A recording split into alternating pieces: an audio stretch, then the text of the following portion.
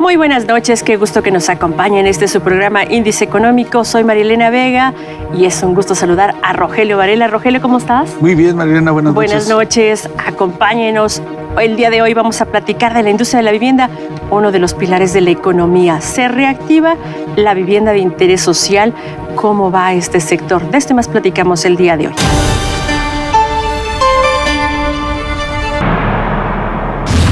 Este año se construirán en nuestro país unas 200,000 viviendas. ¿Son suficientes? Vea lo que le preparamos.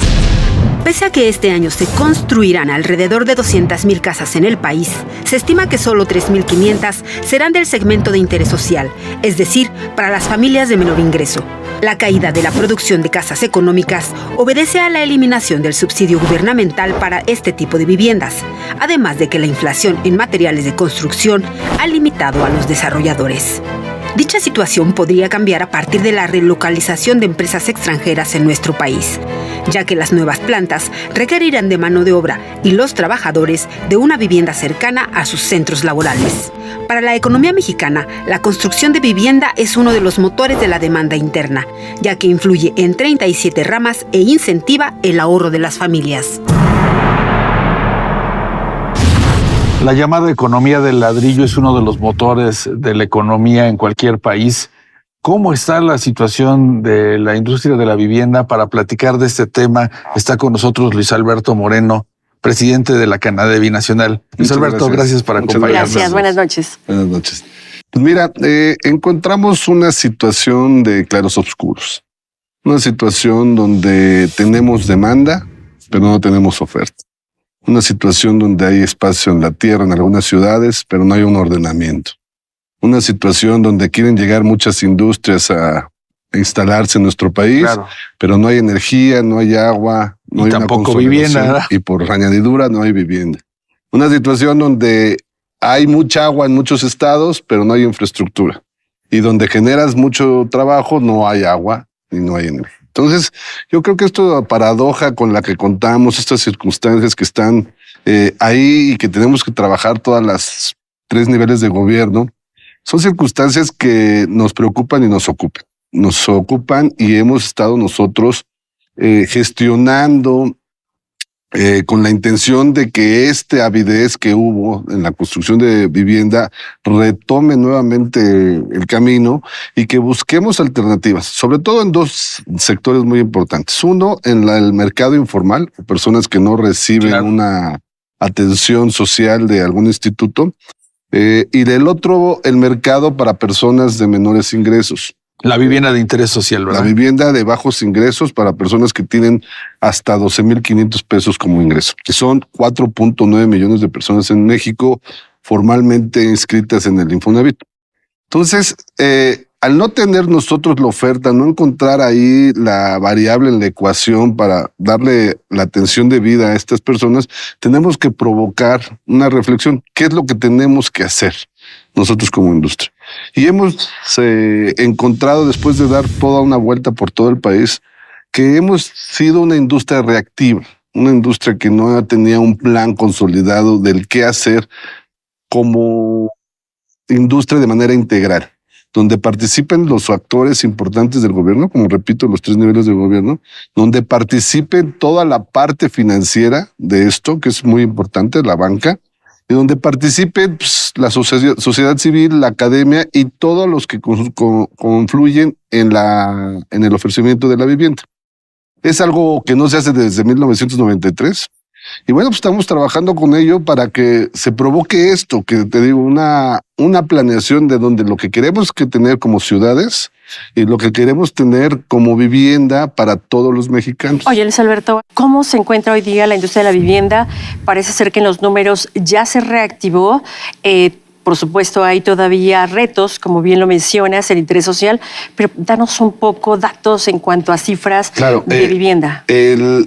En el último informe que presentamos en el Infonavit, en el Consejo del Infonavit, se presenta que sí hay un incremento en la colocación de créditos, un incremento importante, sí, pero la contraparte es que no hay registro nuevo de nuevos proyectos. Cuando nosotros revisamos eso, hacemos entonces un forecasting, un pronóstico de lo que se viene para el 2024 y nos damos cuenta que si no hacemos algo que influya en el gusto por nuevamente invertir. ¿Cuál es el déficit que se tiene entonces en este momento? Pues mira, se hablan de 8.5 millones de viviendas que no se han podido atender. Es un déficit considerable. Sí. Si nosotros tomamos que hacemos a razón de 240 mil viviendas al año, pues si sacamos cuentas, a lo mejor nos tardamos los próximos 25 años en satisfacer, pensando que no hay una dinámica de crecimiento, ¿no? Entonces sí tenemos que buscar alternativas para darle solución, porque sí se han visto importantemente algunos variables dentro del gobierno federal que han atendido a personas, sobre todo en las zonas no urbanas, ¿no? La autoconstrucción y todo eso, que sí dentro del ecosistema de la vivienda es importante.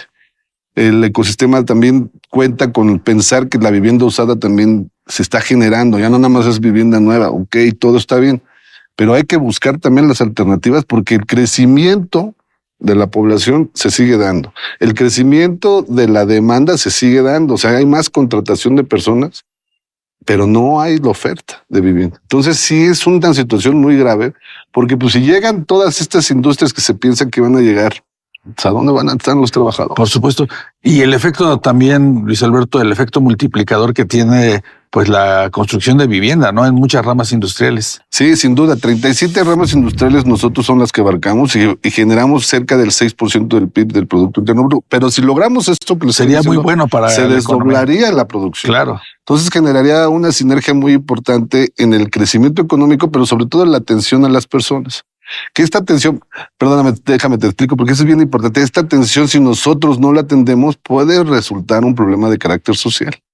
Al no atender a estas personas necesitan dónde vivir y generarán entonces sí todos estos cinturones alrededor de las grandes ciudades que no cuentan con servicios y que tristemente estas personas se ven muchas veces engañadas por terceros para otorgarles una tierra que no tiene absolutamente nada. Oye, Luis, a eso iba. ¿Qué se requiere o cuáles serían los puntos así que dijeras, este es el ABC que se necesita para verdaderamente detonar y atender a este gremio que hoy no está o menormente atendido, que es interés social, pues personas que están dentro de la economía informal y que también pudieran tener acceso a una vivienda digna? Mira, yo creo que debemos todos pensar que hay que poner ideas y dinero. El valor de la vivienda ha crecido la tierra, ha crecido los materiales, ha crecido el valor del dinero, más no el salario, desgraciadamente. Entonces, cuando tú haces una gráfica de los valores de la vivienda versus el ingreso de los trabajadores, pues existe una área muy grande de recursos que le hace falta contra su aforo de su crédito. Estamos hablando quizá ahora de 130 mil pesos de diferencia para una vivienda de 540 mil pesos. Que se construyen, pero no les alcanza a estas personas. Tendría que haber apoyos fiscales, tendría que haber apoyos, trabajadores, como había anteriormente, tanto de parte de los gobiernos municipales, los gobiernos estatales y la federación. Entonces sí, generaría esto, que es todo lo que hablamos de la sinergia económica, pero aparte trataríamos de erradicar todos esos centros donde la gente llega y vive y que no tiene recursos, que a la federación al final del día les cuesta 138 mil millones de pesos al año. Sí, entonces también es una paradoja también. O sea, aquí construir formalmente versus la informalidad, ¿no? En todo lo que vemos, que al final del día pues se vuelven sitios de complejidad. Y para los desarrolladores del lado, digamos, de los que generan, como tú dices, esa oferta de vivienda, ¿sería necesario tener líneas especiales de financiamiento, de crédito para esas empresas? Mira, las líneas de crédito están. Nosotros estamos trabajando con la banca para buscar que sean líneas de crédito especiales para esa vivienda. O sea, que haya una diferenciación. No es lo mismo construir viviendas de 2 millones de pesos que viviendas de 500 mil pesos. Se ven duramente afectadas los valores y los costos para esas viviendas.